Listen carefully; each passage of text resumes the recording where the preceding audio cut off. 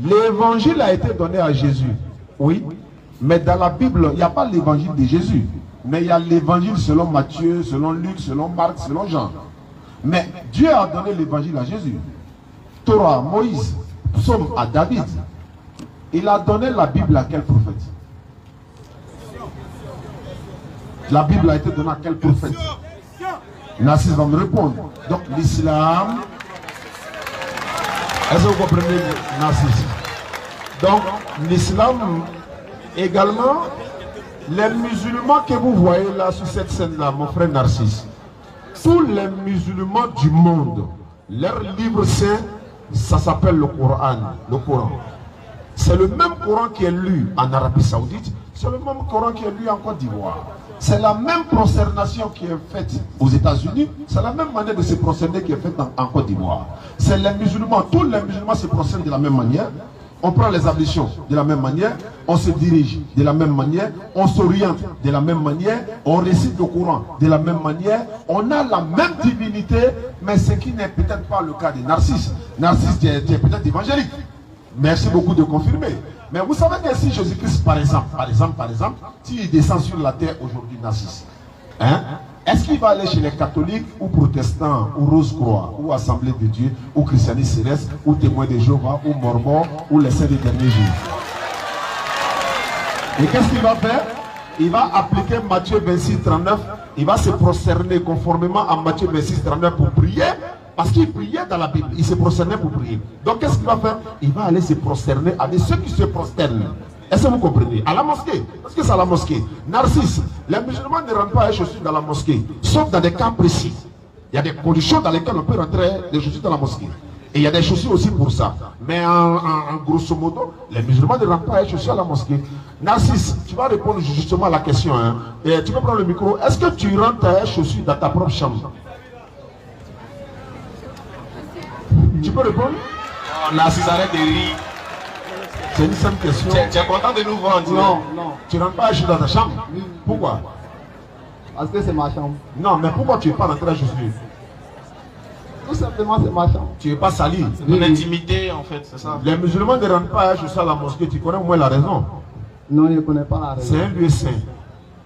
C'est pourquoi on ne rentre pas à chaussures. Tu ne rentres pas à chaussures dans ta chambre, c'est vrai. Mais est-ce que tu rentres à chaussures à l'église? Je veux savoir. Oui. Pourquoi? Parce que c'est un lieu saint. Dans ta chambre est quoi?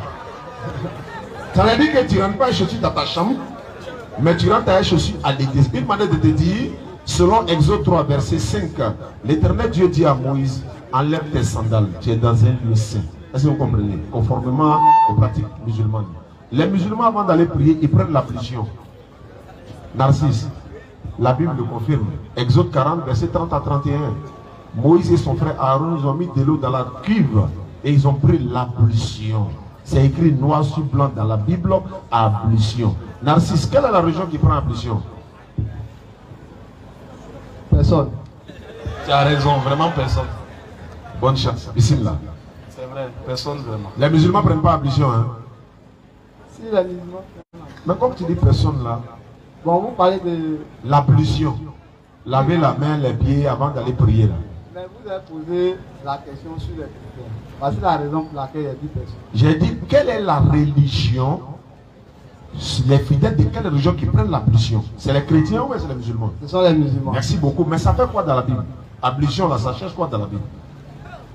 C'est ça la question. Je suis en train de te démontrer que l'islam est une vérité. Le porc est interdit dans la Bible. Les musulmans ne mangent pas le porc.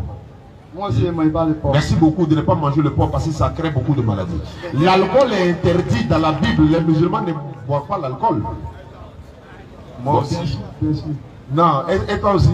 Oui, ils ne consomment pas ça. C'est bien, il ne faut pas consommer parce que c'est l'œuvre du diable, parce que le Coran en parle. Les femmes voilées musulmanes là, 1 Corinthiens 11, verset 57, la Bible dit si une femme n'est pas voilée, elle n'a qu'à se raser. Et si elle ne veut pas se raser, elle n'a qu'à se voiler. Donc la femme doit se voiler à cause des anges, selon la Bible. Jésus se procède pour prier. Il n'a jamais dansé, chanté, ni guitare ou tam-tam, ou il ne s'assied pas sur un banc ou une chaise. Une femme qui est indisposée, là, elle ne doit pas rentrer à l'église. Narcisse, tu savais ça? Selon la Bible. Hein? Selon la Bible. Mais Narcisse, toi, tu ris seulement quoi. Non, il est ému de nous voir, il est heureux. Donc, Narcisse, brièvement, pour ne pas trop prendre ton temps, voilà. Donc, vous dit que dans la Bible, l'islam est confirmé dans la Bible. Or, beaucoup de rites que Narcisse fait, ce n'est pas biblique.